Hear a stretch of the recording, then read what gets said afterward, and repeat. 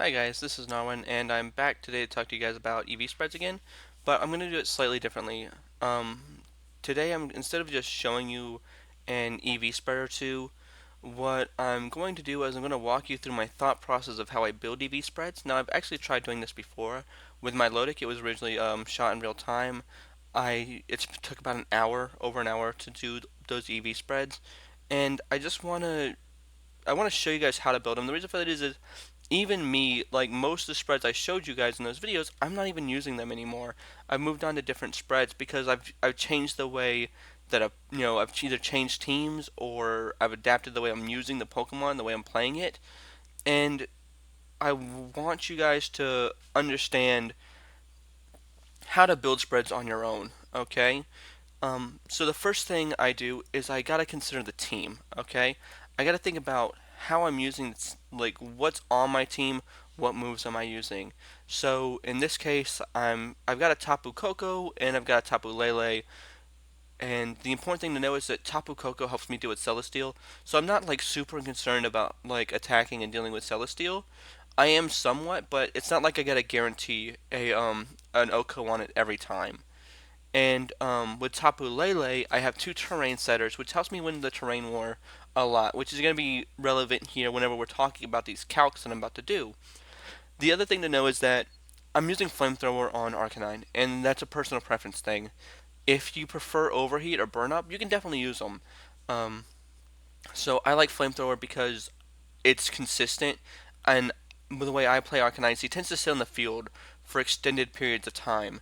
And if you have burn up, like you have to switch him out constantly, and if you have overheat, you just very quickly, you know, run out of damage. So I I'm using flamethrower, and that's important to know. Looking at these calcs, okay? So um, the first thing I do is typically I just make two empty sets, 2 to 3 empty sets, and they're just going to be used there to kind of keep up with the numbers as I go along. Okay,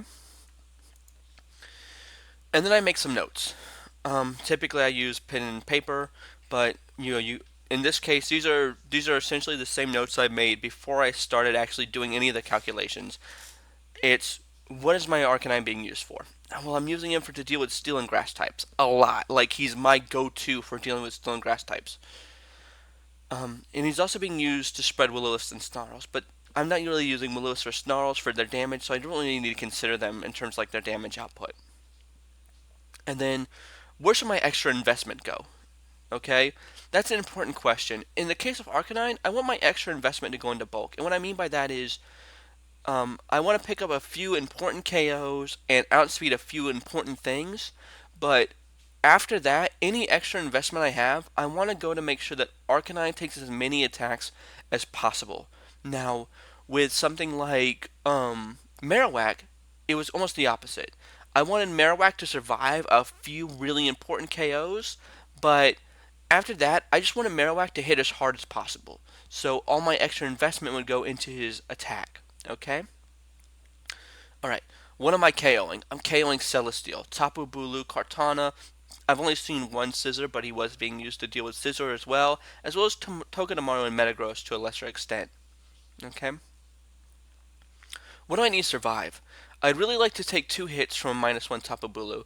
I'd really like to be able to survive a Bloom Doom, switch in my Pokemon, switch in my Arcanine, take the Bloom Doom, and still know I'm going to survive a Wood Hammer the next turn from -1 Tapu Bulu, okay? And then for Kartana, I'd like to take two hits from Kartana, but this time at neutral. And the reason for that is that if a Kartana gets a +1, I'd like to be able to switch in, take away its +1, and then still survive two hits from Kartana. Okay?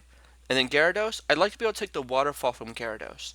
So Gyarados gets a +1 from his Dragonance, I switch in, I Intimidate the Gyarados, and I still get a chance to Will-O-Wisp the Gyarados. And for speeds, there's really only two important speed tiers I was looking at. I was looking at being faster than Tapu Bulu and Smeargle, and then being faster than Scissor, Pelipper, and Sandslash. Um, the way I typically decide my speed tiers is I just go to the speed tier list. I look at how fast I can be maximum and how slow I can be minimum. And then I just look at what's in between those things and just decide which one of these things would be interesting or useful to outspeed. And then I just make a note of which of those things are useful to outspeed. In this case, I came up with 140 speed for the Tapu Bulu and Smeargle, or 129 speed for Scissor, Pelipper, and Sand Slash. Alright, talking about bulk. Bulk is relevant here to talk about with Arcanine specifically because obviously it's a bulky Pokemon. That's kind of what it does. Now, HP is a more versatile stat. It's going to help you take hits from defensive and special defensive sides, but defense and special defense are more efficient. So you're going to hit those calcs quicker if you use your defense or special defense, but it's not going to help you um, with the opposite one. So defense isn't going to help you with your special defense, and your special defense isn't going to help you with your defense. Neither one's better or worse than the other. In the case of Arcanine, I'm prioritizing my HP over my defense or my special defense, and the reason for that is that I want to make sure I take as many hits from everything as possible that I can. Okay, Tapu Bulu. 252 Adamant and Bloom Doom plus 1 Hammer. In order to survive that, I had to have 252 HP and 12 defense. Okay, so I just went in my calculator, I just worked these calculations out. It's really not hard. They have damage calculators available on the Showdown website. Okay? Now, for a protected Z move, in this case, Inferno Overdrive, I want to make sure that the damage from Inferno Overdrive, right, if they protected, plus the damage from Flamethrower, always KO'd. Okay? And there was two benchmarks. There was 177 HP, which was how much HP Tapu Bulu has at 252 investment, and 188 HP, which is how much a max HP Tapu Bulu has after grassy terrain recovery. So, in this case, 20 special attack plus modest had me KOing the Tapu Bulu without grassy terrain, and 188 plus modest had me, or not 188, I'm sorry, just 88 modest had me KOing him after grassy terrain recovery, and I was faster than him at 140 speed. Now, I always start with the most complicated one, so if you come back over here and look at my notes, okay, I need to KO Tapu Bulu and take hits from Tapu Bulu and be faster than Tapu Bulu. So I always start with my most complicated spread first, okay? In this case, Tapu Bulu. Alright? And these were the two spreads I came up with. So I had my 252 HP, my 12 defense, then my 20 special attack, and then my 252 HP, 12 defense, and 88 special attack. Okay? Then I went and looked at my next important mon, which was Kartana. And in order to take 3 hits from Kartana, I needed to have 36 defense. So I just, same thing. Next one, I put my 36 defense. Now, if you look over here, I put my 36 defense in. And then I looked at it and I said, okay, well, can I still outspeed the Tapu Bulu at this point? And I just put, essentially at this point, I just put in my maximum speed in both sets, okay? Okay. So my first one, alright, I hit 140 exactly. Wonderful. I wanted to take the Kartana hits, take the Tapu Bulu hits, take and outspeed the Tapu Bulu, and still get that KO, okay? So I had 140 speed. I put the 4 special defense in there just because I didn't do anything else anywhere else. Okay. Now, for my second spread, I was only able to hit 132 speed. Okay, so I can't outspeed Tapu Bulu. So, just take those EVs back out, essentially, for right now. So, for Celesteal, I just want to make sure my Z move O-code, okay? I wasn't worried about making sure that Flamethrower O-code because it would just require way too much investment. And I had Tapu Koko to help me deal with Celesteal anyway, okay? So I just knew that I had to have a minimum of 124 special attack. You hit that with pretty much any spread you're going to use with Arcanine, so it's really not a big deal. Gyarados.